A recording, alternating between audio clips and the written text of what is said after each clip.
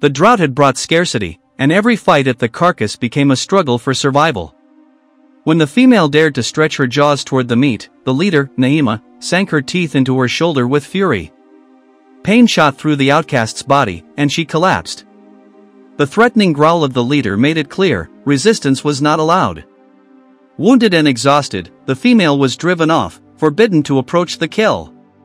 With effort, she rose and left the feeding grounds.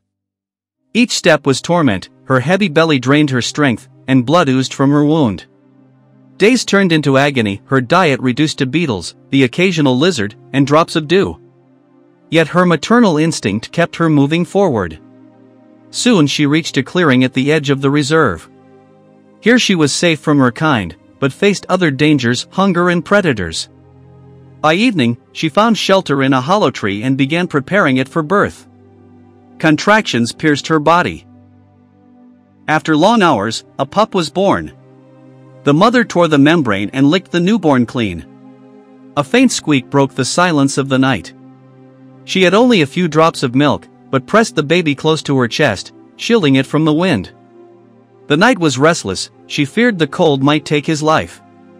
At dawn, her wound was festering, movement nearly impossible. But she never abandoned her little one. Suddenly, the distant roar of an engine broke the stillness. A patrol jeep. Ranger Daniel Kavumba spotted the wounded hyena with her pup. At first he stopped at a distance, but seeing her condition, he carefully approached. The pup stared without fear, as if sensing kindness. Daniel administered a painkiller and called the veterinarians. The mother was lifted onto a stretcher, while he carried the pup in his arms the whole way. At the center, mother and child were placed in a separate room.